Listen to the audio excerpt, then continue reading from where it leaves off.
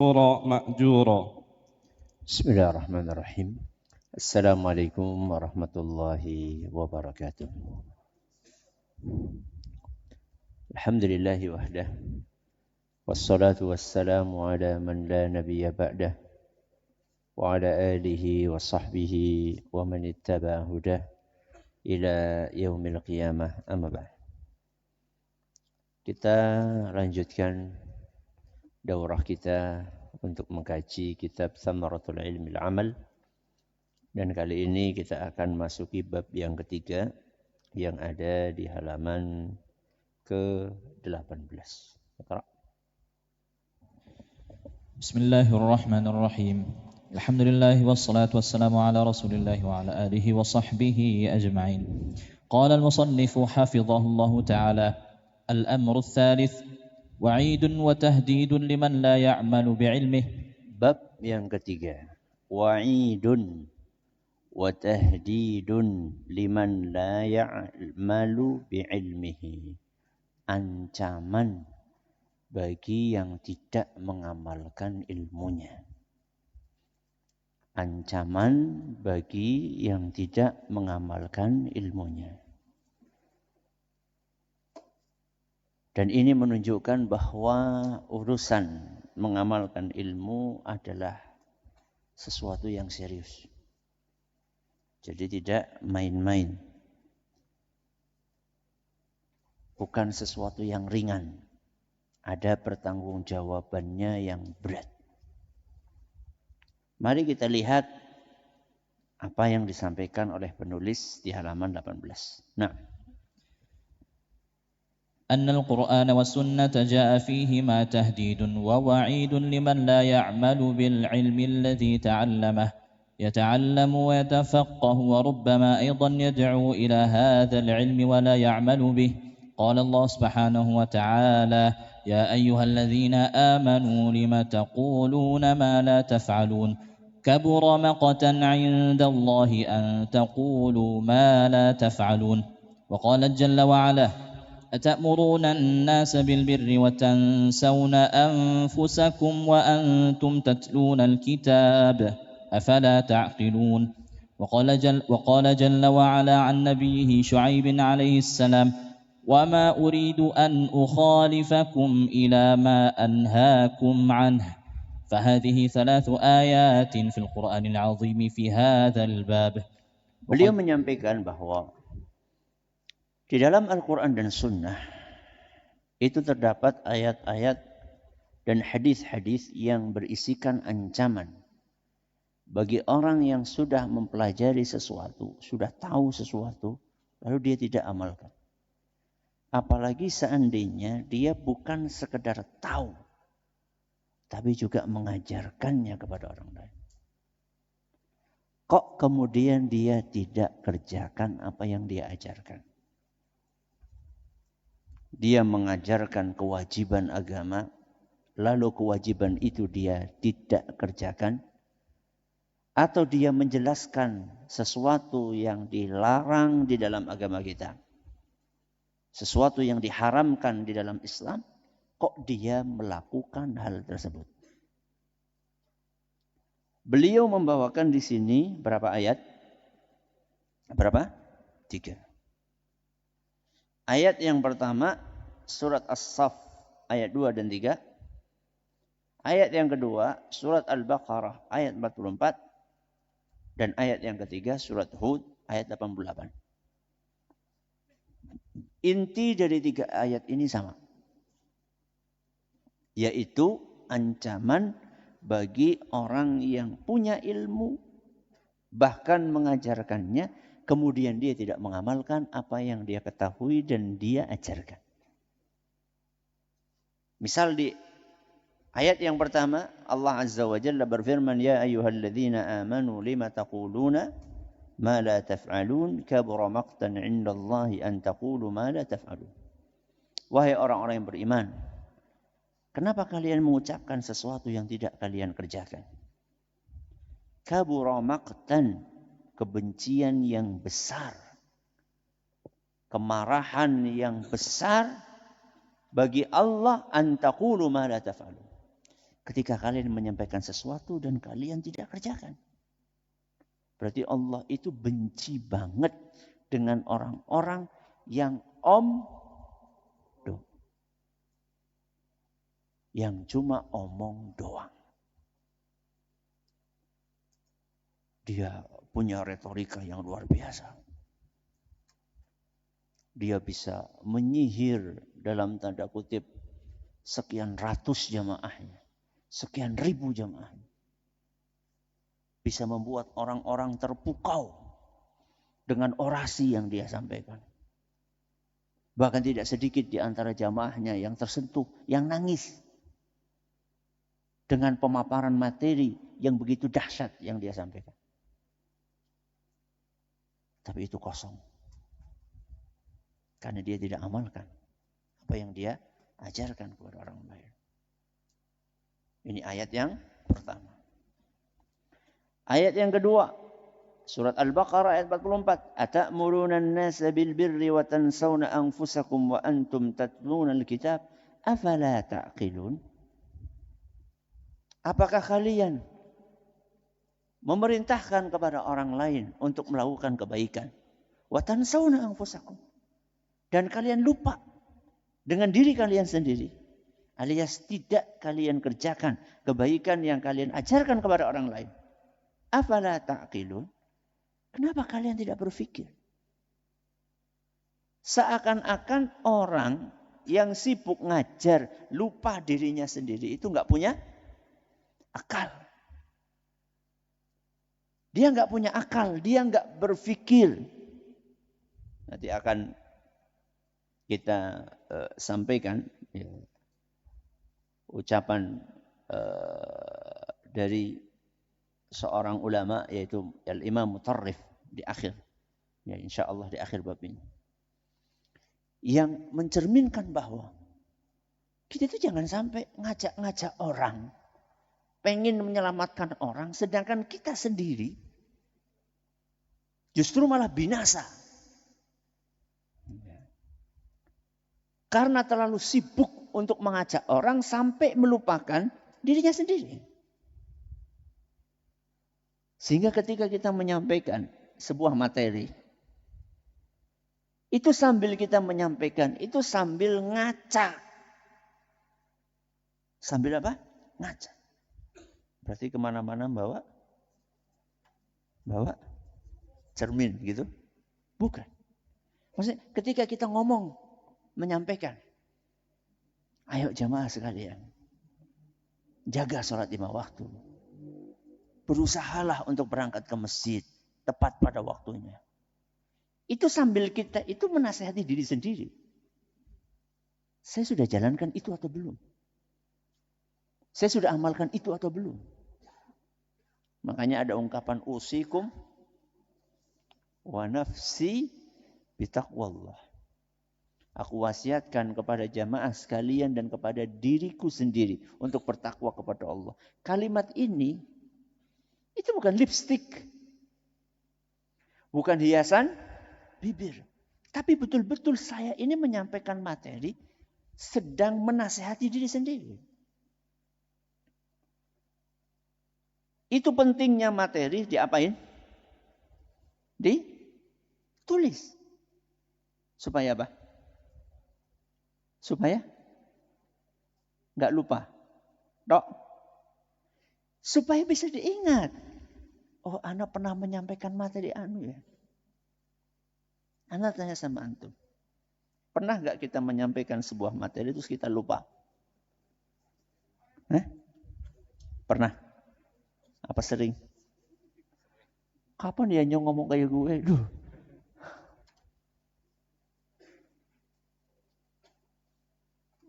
Mau nulis aja sering kayak gitu. Apalagi gak ditulis. Hebat sekali Syekhul Islam ini. Ya, ngisi tanpa persiapan. Masya Allah. Luar biasa. Muftil Anam. Ya, gak perlu persiapan. Penting. Persiapan itu penting. Pertama, untuk menjamin materi yang disampaikan itu dipastikan kebenarannya. Ya. dipastikan landasannya. Kemudian juga untuk bahan kita mengintrospeksi diri lagi. Jadi kadang-kadang itu Bilal itu protes. Abi ngapain nonton Abi? Abi ngapain nonton Abi? Jadi kadang-kadang nyetel gitu ya. Jadi bukan untuk memperbanyak viewer. Tapi Anda sih ngomong apa ya? Anda sih sudah sesuai dengan apa yang Anda omongkan atau belum ya? Itu penting. Ya, itu penting. Kemudian ayat yang ketiga, wa ma uridu an ukhalifakum ila ma anhaakum an. Nabi Syuaib alaihi salam berkata kepada kaumnya, saya tidak mau melanggar larangan yang aku sampaikan kepada kalian. Dan nanti ada bab khusus bahwa orang yang mengamalkan ilmunya, orang yang mengamalkan ajaran yang dia dakwahkan, maka sejatinya itu merupakan sarana yang paling manjur agar dakwahnya diterima. Berarti kebalikannya apa? Orang yang menyalahi apa yang dia ajarkan kepada orang lain, itu adalah salah satu penyebab terbesar dakwahnya ditolak. Makanya Nabi Syuaib alaihi salam beliau mengatakan seperti itu. Saya enggak mau menyelisihi, melanggar sesuatu yang sudah saya sampaikan kepada kalian. Oke, berapa ayat ini? 3. Mari kita lihat dalil dari hadis Nabi sallallahu alaihi wasallam. Nah, وقد جاء في الحديث حديث أسامة رضي الله عنه في الصحيحين وغيرهما عن النبي صلى الله عليه وسلم أنه قال: يجاء برجل يوم القيامة فيلقى في النار فتندلق أقتابه أي تخرج أمعاؤه ويدور بها كما يدور الحمار بالرحى فيأتيه أهل النار ويقولون: أي فلان ما شأنك؟ ألم تكن تأمرنا بالمعروف وتنهانا عن المنكر؟ قال: بلى، كنت آمركم بالمعروف ولا آتيه وأنهاكم عن المنكر وآتيه. وجاء في مسند الإمام أحمد من حديث أنس رضي الله عنه أن النبي صلى الله عليه وسلم رأى ليلة أسري به قوما تقرض شفاههم بمقاريض من نار، فقال: من هؤلاء؟ قالوا: هؤلاء خطباء من أمتك يأمرون الناس بالبر وينسون أنفسهم وهم يتلون الكتاب أفلا يعقلون. Hadis Nabi SAW yang dibawakan oleh penulis ada berapa? Ada 2. Yang pertama hadis yang ada dalam Sahih Bukhari dan Muslim, di mana Nabi SAW menggambarkan bagaimana seseorang yang dulunya menjadi inspirasi kebaikan, saat di dunianya dia dipermalukan di akhiratnya. Banyak orang yang tersentuh dengan nasihat-nasihat yang disampaikan. Banyak orang yang hijrah ketika mendengarkan dan menyimak kajiannya. Tapi ternyata nanti di hari akhirat dia akan menjadi tontonan. Yuja'u bi rajulin yawmal qiyamati fayulqa fin nari fatandaliqa aqtabuhu yakhruju am'a'u. Akan ada seorang yang dicampakkan ke dalam neraka. Kemudian terburailah isi perutnya. Usus-ususnya itu keluar. Kita cuma sekedar tersayat itu sudah sakit banget. Ya. Ini bukan, isi perutnya semuanya keluar. Dan gak cukup sampai di situ. Wa yaduru biha kama yadurul himaru birraha. Dan saat ususnya terburai itu, dia muter.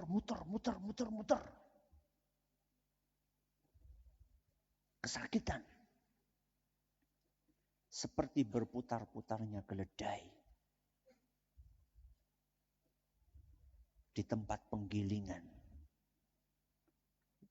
Jadi keledai itu salah satu fungsinya adalah untuk menggiling.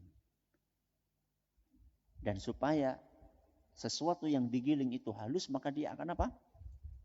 Muter. Ya, ada alat yang dikaitkan dengan keledai itu. Kemudian dia muter, serak gitu. Dan itu menggambarkan bahwa siksa yang dialaminya itu terus menerus. Sebagaimana terus menerusnya keledai yang berputar-putar di tempat penggilingan. Sekaligus itu dilihat oleh orang banyak. Fayatihi ahlun nari, maka penghuni neraka pun pada datang. Dan mereka merasa heran. Padahal para penghuni neraka itu juga diazab. Bayangkan diazab, heran dengan azab orang lain. Berarti azab yang dia merasa heran itu adalah sesuatu yang ngeri. Padahal yang mereka alami juga sudah mengerikan. Dan yang membuat mereka terheran-heran apa? Hai fulan, masya'nu. Kok bisa? Kok bisa kamu seperti ini? Alam takun ta'muruna bil ma'rufi wa tanhana 'anil munkar. Bukannya dulu kamu yang rajin banget amar ma'ruf nahi munkar.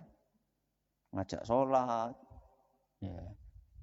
Ngajak puasa, ngajak birrul walidain, ngajak perhatian kepada keluarga, istri dan anak-anak. Dan engkau juga suka nahi mungkar. Kami lagi berbuat maksiat, kamu ingatkan. Kami sedang melakukan perbuatan dosa, kamu ingatkan kami. Qala bala, iya memang. Dulu saya seperti itu. Kuntu amurukum bil ma'rufi wala atihi.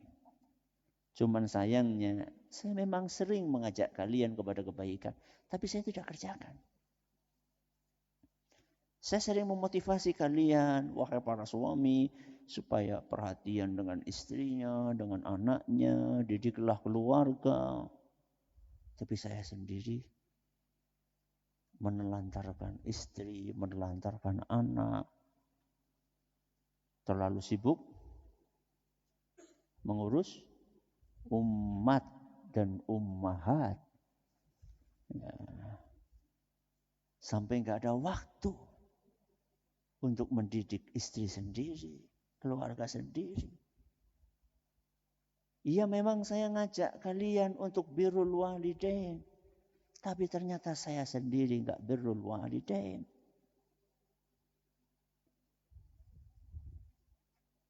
Di luar orang Masya Allah senang ya Allah punya anak seperti itu. Sedangkan orang tuanya di rumah jadi siapa?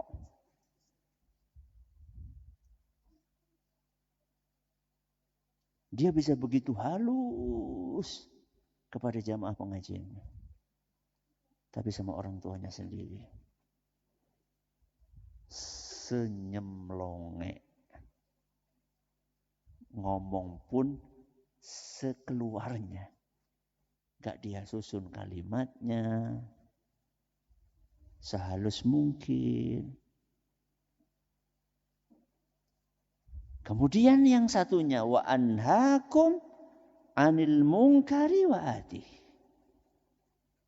Iya betul, saya juga mencegah, mengingatkan kalian dari kemungkaran. Tapi saya lakukan. Saya ingatkan kalian jangan ghibah. Ternyata kerjaannya juga ghibah. Bahkan menghibah para ustadz. Ya. Kalau ibu-ibu pas belanja sayur menghibah siapa? Tetangganya. Kalau ini levelnya lebih tinggi. Yang digibah siapa? Ustadznya. Iya betul, saya ngelarang ghibah. Saya juga ngelarang orang untuk riya. Tapi ternyata saya pun juga riya. Sholat riya. Ngajar riya. Sedekah riya. Umroh riya. Saya memang ngelarang orang supaya jangan jelalatan. Wadul basor. Tapi begitu saya megang HP, saya pun melakukan hal-hal tersebut. Jangan nonton, saya sendiri nonton. Jangan main game, saya sendiri main game.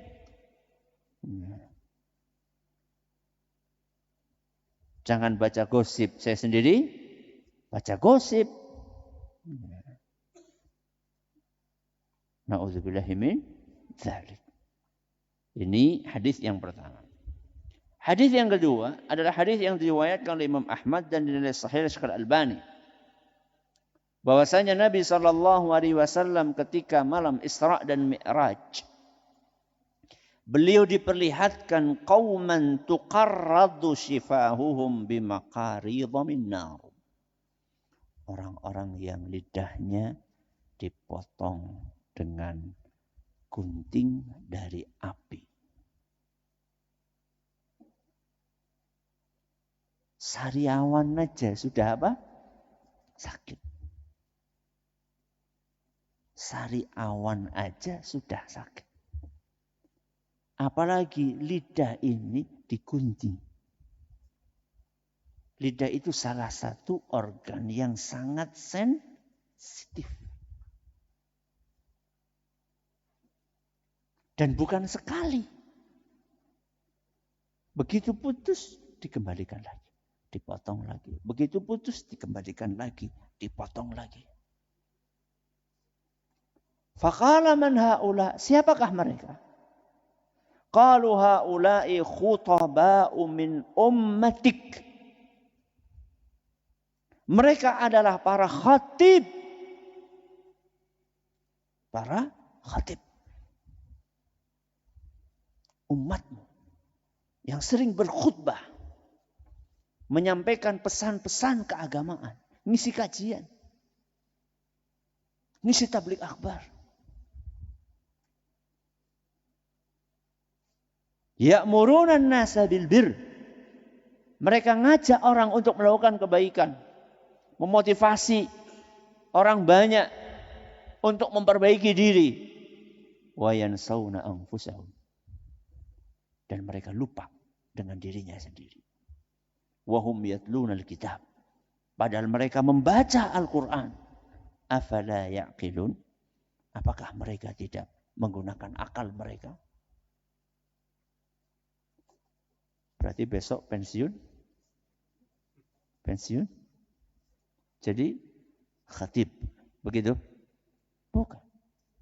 Bukan. Antum sudah punya ilmu. Akan ditanya oleh Allah Azza wa Jalla. Apakah ilmu itu sudah disampaikan atau belum? Jadi jangan mengira kalau kita itu melarikan diri dari tugas ini. Dari tugas apa? Mengajarkan ilmu. Terus kita akan selamat. Oh enggak. Double itu tanggung jawabnya. Kok double? Tanggung jawab apa sama apa? Tanggung jawab menyampaikan ilmu yang tidak dia kerjakan. Dan tanggung jawab mengamalkan ilmu yang tidak dia kerjakan. Kalau yang tadi ceramah menyampaikan ilmu. Tapi ada beberapa ilmu yang tidak dia kerjakan. Tanggung jawabnya di mana? Tanggung jawab tidak mengamalkan ilmu. Tapi menyampaikan ilmu dia sudah kerjakan. Berarti mending mana? Mending yang mengamalkan ilmu dan mengajarkannya. Ya.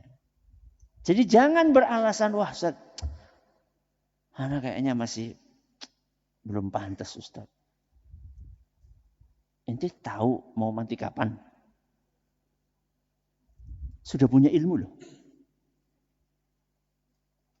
Bisa jadi ungkapan tadi adalah waswasatus syaitan.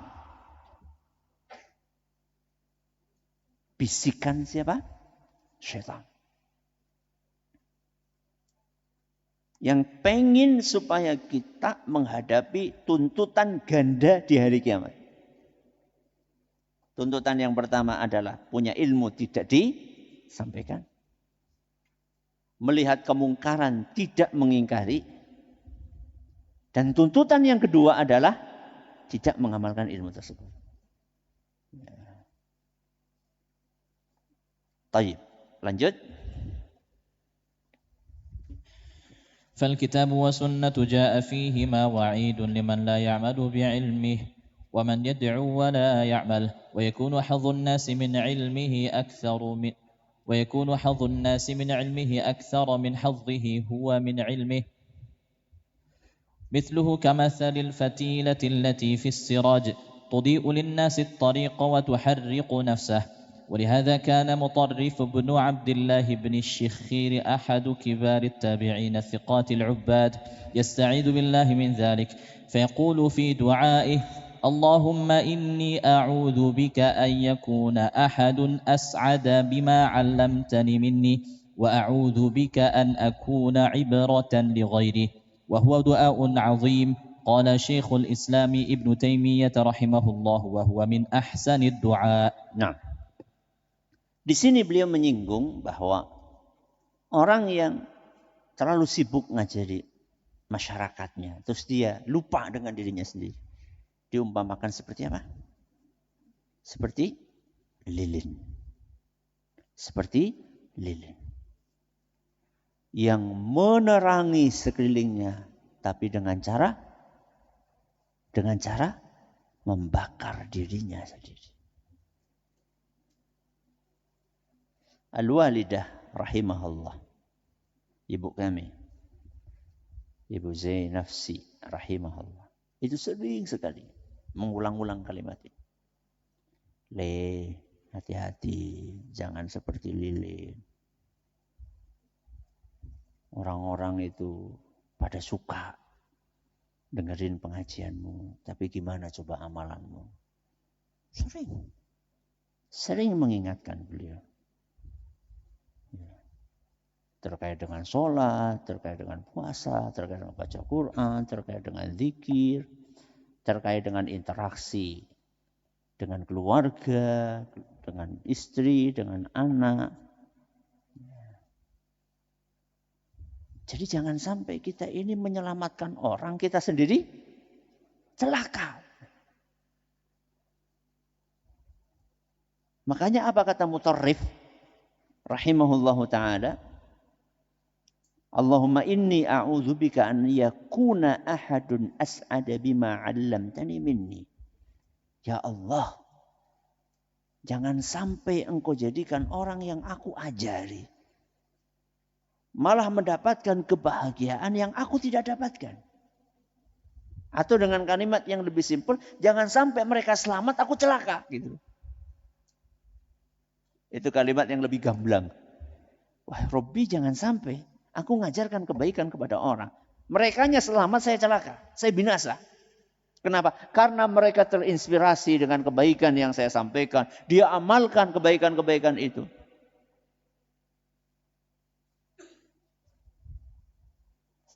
Video-video yang kita share, tulisan-tulisan yang kita share, membuat banyak orang hijrah, memperbaiki diri. Sedangkan kita sendiri cuek, bebek. Gak peduli. Apakah share-sharean tersebut sudah kita kerjakan atau belum?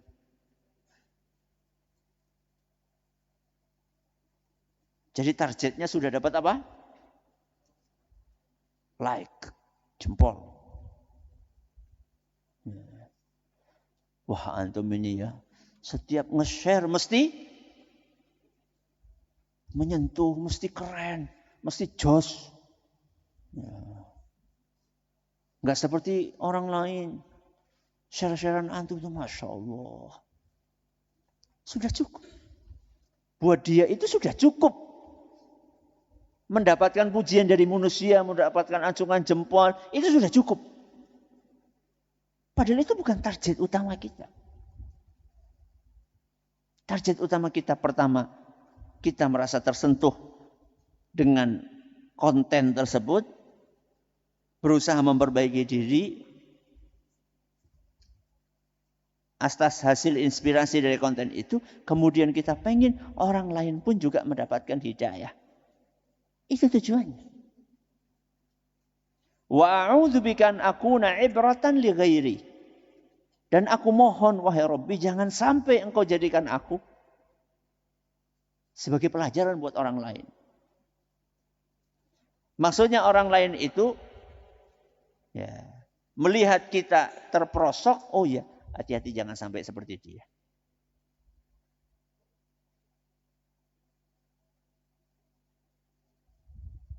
Harusnya kita yang mengambil pelajaran dari orang lain. Bukan orang lain yang menjadikan kita sebagai bahan pelajaran.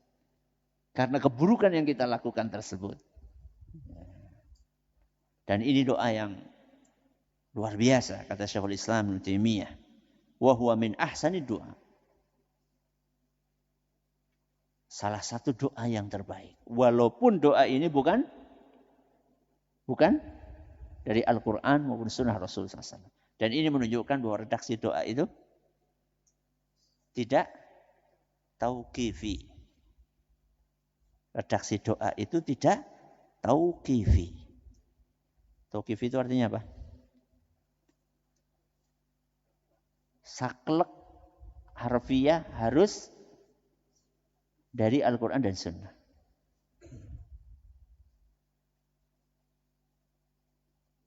Kalau dari Al-Quran dan Sunnah lebih bagus. Tapi kalau pakai redaksi sendiri dan kita yakin redaksi itu tidak menyelisihi syariat, maka tidak apa-apa. Dan ini adalah taisir, kemudahan dari Allah.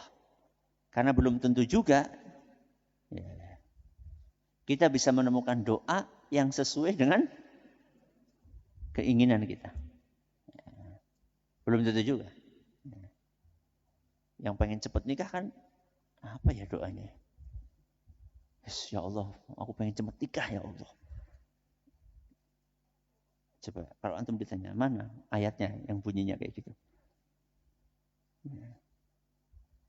Jadi ini salah satu hal yang menunjukkan hal tersebut. Baik. Kita pindah ke bab yang keempat. Nah. Al-amru ar-rabi' al-'amalu sababun lidukhulil jannah. Yang keempat. Al-'amalu sababun lidukhulil jannah. Amal itu adalah sebab masuk surga. Amal itu sebab masuk surga. Berarti kalau pengen masuk surga, salah satu sebabnya adalah mengamalkan ilmu.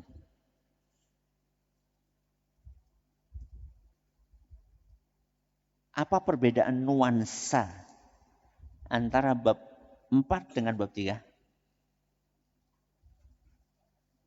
Nah, bab ketiga itu ancaman, menakut-nakuti. Kalau bab yang keempat ini motivasi. Dan ini adalah menggabungkan antara targhib dan tarhib. Kenapa Ustaz? Karena manusia punya dua sisi di dalam dirinya. Yang pertama adalah ar-raja. Dan yang kedua adalah al-khawf. Jadi masing-masing dari kita di dalam hati kita itu punya dua perasaan itu. Perasaan takut dan perasaan harap. Ada kecemasan dan ada harapan.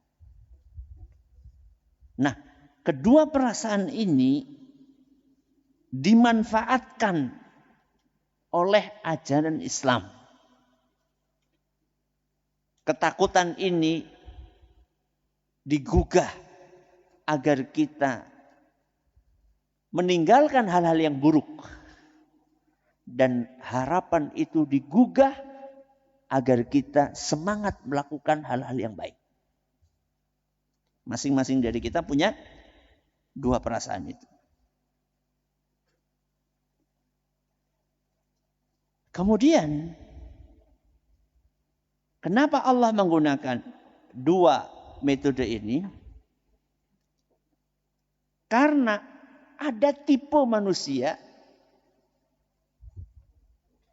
yang lebih tersentuh pakai ancaman.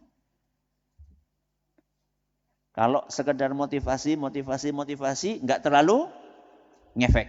Maka perlu dikasih apa? Ancaman. Dan ada manusia sebaliknya. Apa berarti sebaliknya? Kalau dikasih ancaman, malah mental. Ora penak lah. Ngasih kanan neraka terus. Ya. Maka orang ini perlu apa?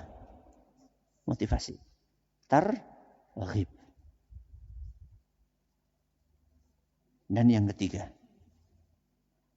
Kenapa pakai targhib? Karena manusia satu orang. Kalau tadi kan beda orang ya. Satu orang. Dalam satu waktu. Lebih ngefek untuknya targhib. Dan di waktu yang lain lebih ngefek untuknya tarhib. Orangnya sama. Hari ini dia lebih pas kalau dinasehati pakai ancaman. Karena dia suasana hatinya lagi gampangin maksiat. Dengan alasan Allah kan Ghafur. Allah kan Rahim. Baru membaca hadis tentang seorang yang punya 99 catatan dosa. Dan punya satu kartu yang berisikan La ilaha illallah. Begitu ditimbang ternyata lebih berat La ilaha illallah. Alhamdulillah, la ilaha illallah.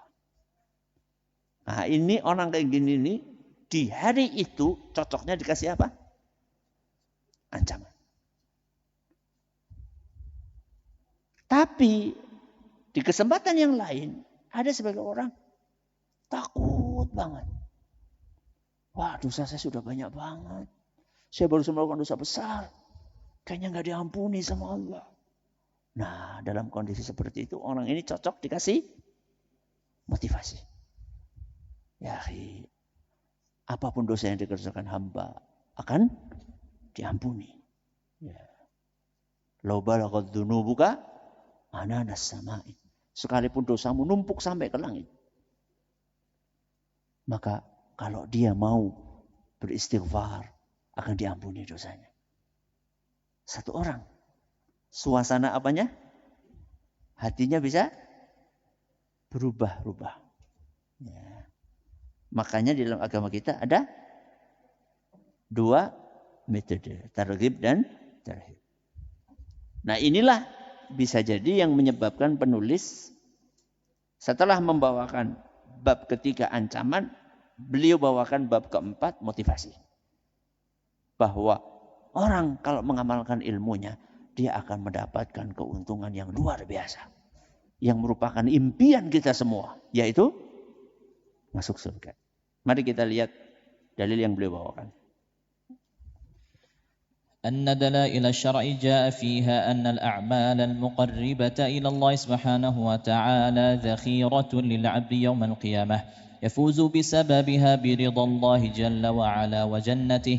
ولهذا في القرآن ما يقرب من 50 آية يجمع فيها في مقام ذكر الثواب والأجر بين الإيمان والعمل.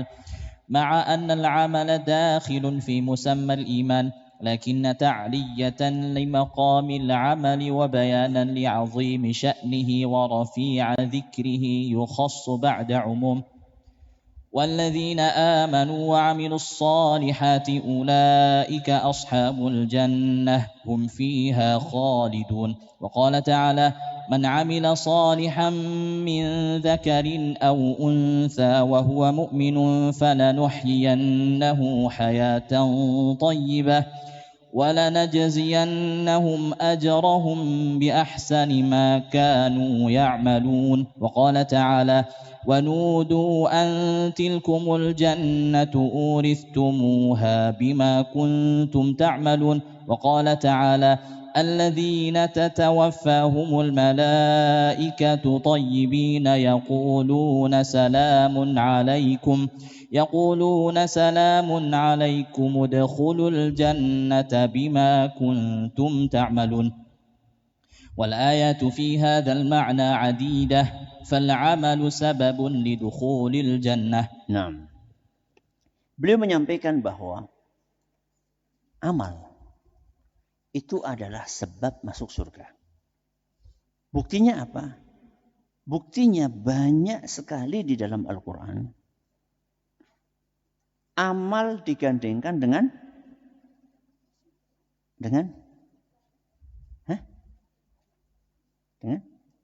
iman. Contohnya alladzina amanu wa amilus shalihat. Berapa ayat? Khamsin. Berapa? 50. Ada 50 ayat di dalam Al-Quran menggandengkan antara iman dan amal soleh. Pertanyaannya, amal soleh itu termasuk bagian dari iman atau bukan? Iyalah. Berarti kalaupun amal soleh enggak disebutkan, sudah include masuk dalam lafaz iman atau belum? Sudah. Lah terus kenapa disebutkan? Wong sudah masuk ke dalam kata iman, kenapa mesti dikhususkan untuk disebutkan yaitu amal? Karena saking pentingnya amal.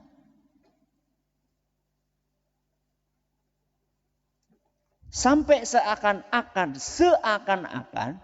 ini adalah bagian yang terpisah dari apa? Iman. Padahal tidak. Justru amal itu bagian terbesar dari iman.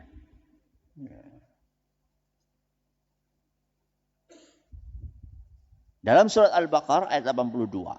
Contohnya, walladzina amanu wa 'amilus shalihati ulaika ashabul jannah. Berarti supaya masuk surga itu harus menggabungkan antara iman dan amal.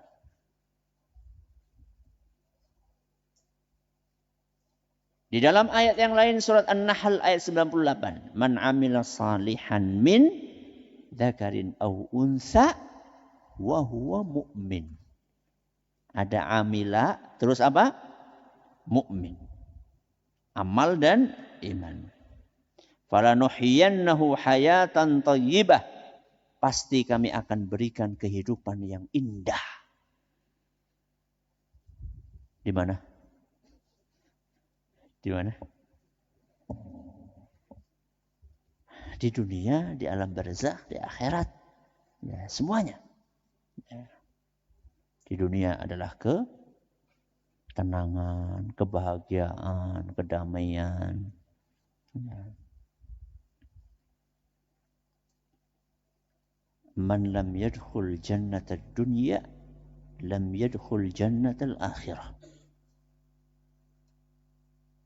Barang siapa yang belum masuk surga dunia, maka dia tidak akan masuk surga akhirat. Apa surga dunia? Ketenangan, kedamaian yang merupakan buah dari iman dan amal soleh.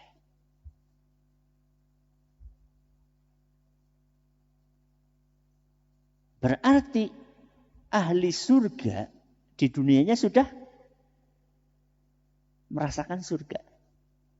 Surga apa? Surga dunia. Ketenangan hati itu adalah surga dunia.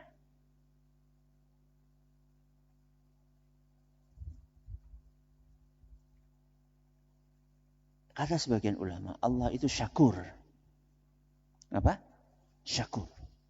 Syakur artinya maha membalas. Maha berterima kasih. Maka orang yang beriman dan beramal saleh pasti dibalas sama Allah. Di mana? Di dunia dan di akhirat.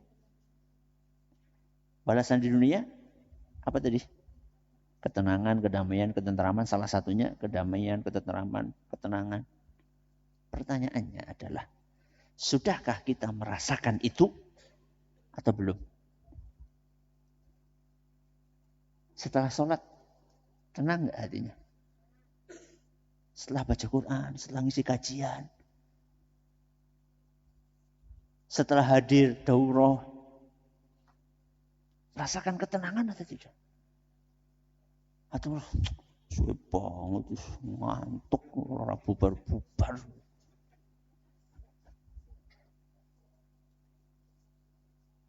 Kita rasakan atau tidak? Kalau kita belum merasakan, ingat Allah itu syakur, pasti balas. Berarti Allah yang tidak membalas atau kita yang tidak memenuhi kriteria? Yang mana coba? Kita yang tidak memenuhi kriteria. Makanya kata ulama tadi, bisa jadi itu tandanya amal kita ini belum benar. Imma belum benar lahiriahnya, imma belum benar batiniahnya. Imma belum tumakninah sholatnya atau belum khusyuk sholatnya. Makanya setelah sholat tidak merasakan kedamaian dan ketenteraman. Maka kita harus introspeksi diri. Kenapa saya sudah beramal, kok saya belum merasakan ketenangan? Berarti ada sesuatu yang keliru dalam amal kita.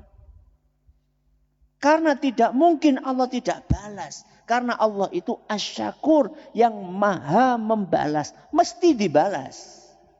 Kalau kita belum merasakan balasan itu, berarti amal kita belum cocok, belum sesuai untuk mendapatkan balasan itu. Sehingga PR-nya apa? Terus memperbaiki. Walanajziyannahum ajrahum bi ahsani ma kanu ya'malun. Penting sekali untuk kita pahami. Nanti kita akan jelaskan habis ini, insyaallah.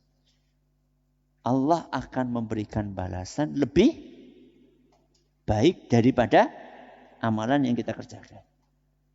Salah satu balasannya adalah surga. Allah akan membalas amalan kita, sholat, puasa, zakat, dengan balasan yang lebih istimewa. Berarti surga itu dengan amalan yang kita kerjakan setara atau tidak? Nah, tidak. Ini penting. Kasih garis bawah ini. Amalan yang kita kerjakan dengan apa? Surga yang diberikan Allah kepada kita itu tidak setara. Lebih tinggi mana? Pastilah lebih tinggi surganya. Taib. Selanjutnya ayat yang mirip Al-A'raf 43 sama An-Nahl 32. Sama-sama ditutup dengan kalimat apa?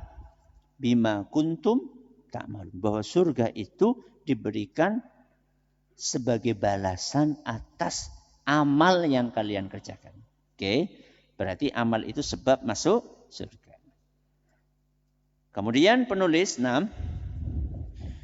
Wa qaulu nabiyyina alaihi salatu wassalam lan yudkhila ahadan 'amaluhu al-jannah ay 'ala sabilil mu'awadati wal muqabalah wa illa fa innal 'amala sababun min asbabil jannah wa dukhulul jannati bi rahmatillahi subhanahu wa ta'ala.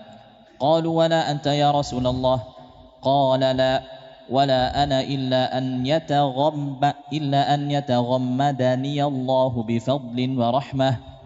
فليست الأعمال في مقام يكون دخول العبد الجنة عوضا أو مقابلا لذلك، بل الأعمال سبب، وإلا فإن دخول الجنة إنما هو برحمة الله وفضله، بل الأعمال ذاتها التي يقوم بها العبد هي من رحمة الله به وفضله عليه، ولولا فضل الله عليكم ورحمته ما زكى منكم من أحد أبدا ولكن الله يزكي من يشاء.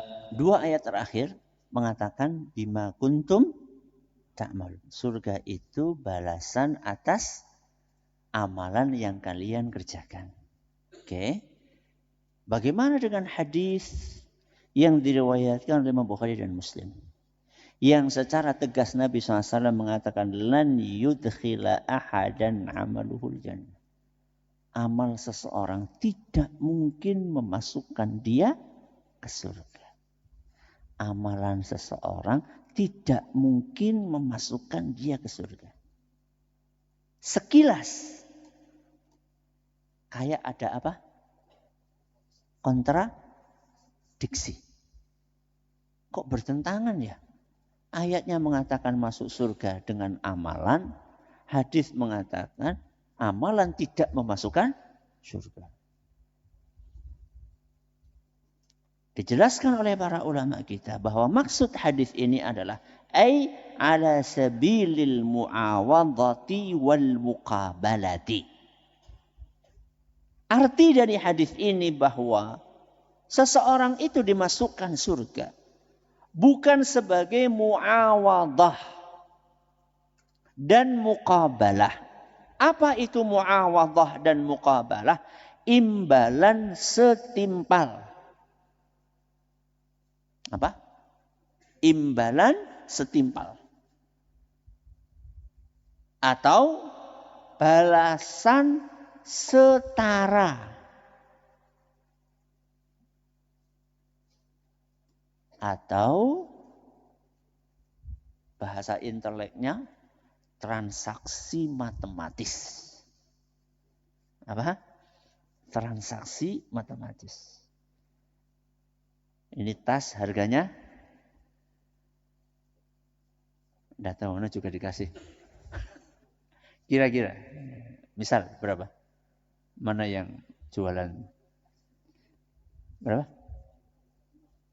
Berapa? Berapa? 750 rupiah. Ribu. Oh, keren ya. Anak kasih duit 750.000, maka dia kasih anak tas. Setara? Setara. Karena memang tas ini harganya segitu. Maka saya kasih. Itu namanya transaksi matematis. Taimat. Mana taimat? Ini berapa? Mana taimat? Oh, lagi jaga. Ini berapa ini? Berapa? 3.000. 2.000. Ini bukan sembarang air. Mana taimat? Enggak ada sih taimat. Hah? Berapa? Hah? Lupa.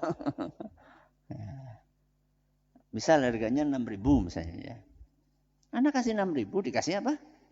1 botol air minum. Ini namanya muawadhah. Antara yang diberikan dengan yang diterima setara. Nah, Nabi SAW ingin menjelaskan dengan kalimat lan yudkhila ahadan amalu jannah. Orang itu masuk surga bukan karena amalnya. Maksudnya adalah surga itu bukan balasan yang setara untuk amal yang kita kerjakan. Kenapa? Kenapa? Karena surganya itu terlampau istimewa. Sedangkan amalan kita sangat banyak kekurangannya. Makanya ayatnya apa tadi? Bi'ah sanima kanu ya'malun. Surga yang diberikan itu jauh lebih istimewa daripada amalan yang kita kerjakan. Ana sering kasih ilustrasi kayak gini. Sholat. Apa? Sudah berapa kali kita sholat? Hah? Ada yang 60 tahun di sini usianya? Belum ya? Sudah berapa ribu kali kita sholat? Pertanyaan. Dari sekian ribu sholat itu, yang khusyuk dari awal sampai akhir ada berapa? Mulai dari takbiratul ihram sampai apa? Salam. Dari awal sampai akhir khusyuk terus. Ada berapa? Dari sekian puluh ribu sholat yang pernah kita kerjakan. Udah gini aja. Siapa yang pernah sholat khusyuk dari awal sampai akhir? Angkat tangan. Takut riak ya. Dari situ kita bisa mengetahui betapa sangat minimnya kualitas amalan yang kita kerjakan. Kira-kira dengan kualitas yang seperti itu untuk dijadikan imbalan setara surga cocok? Belas. Belas apa? Belas enggak cocok.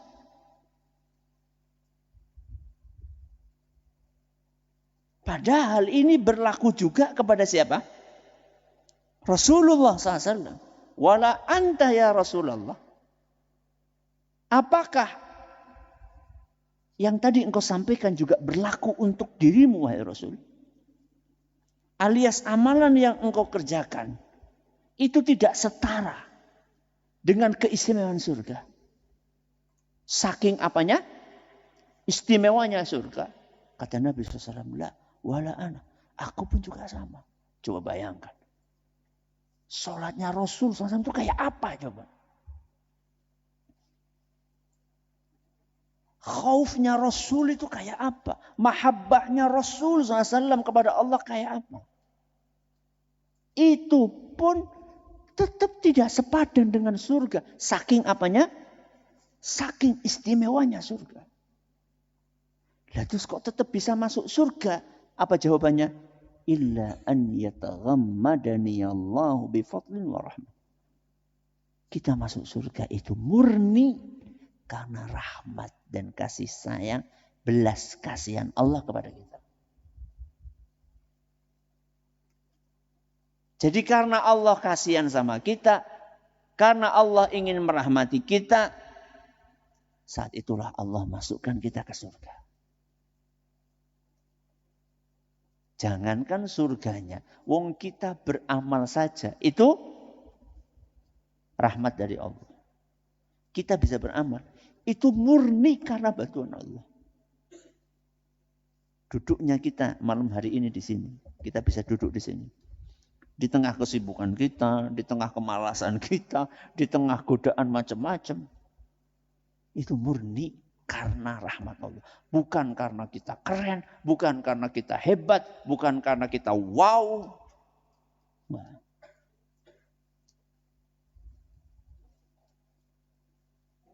Termasuk mata kita bisa apa? Kita buka. Ya. Tetap bisa fokus. Itu karena Allah. Berarti kita beramal juga bantuan Allah. Masuk surganya juga rahmat Allah. Nah, terus apa kelebihan kita? Mau kita beramal karena dibantu Allah. Masuk surga juga karena dirahmati sama Allah. Nah, terus ngapain kita sombong? Berarti perlu beramal. Perlu beramal. Perlu. Emang masuk surga dengan amal? Sebab.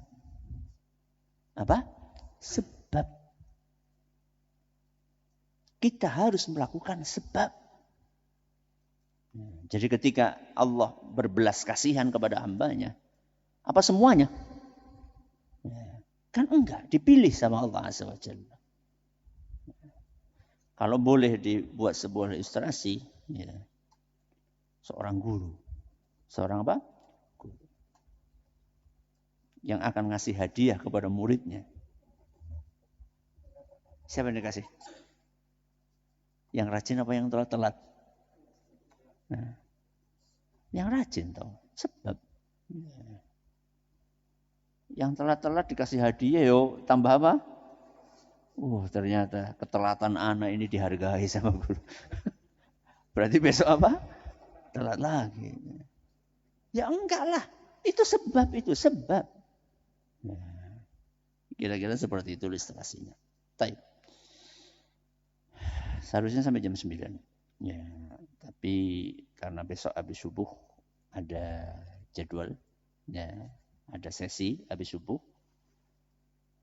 maka anak cukup sampai di sini supaya malam hari ini antum bisa tidur kasih. Ya, bukan bisa main HP, bukan. Ya, latihan. Ini baru dapat apa? Baru dapat ilmu. Jadi ilmunya tinggal diamalkan. Bagaimana caranya? Caranya adalah shutdown. Apa? Shutdown. Matikan HP. Itu caranya. Jangan sekedar di silent. Enggak, Ustaz, ana cuma sebentar aja. Scroll.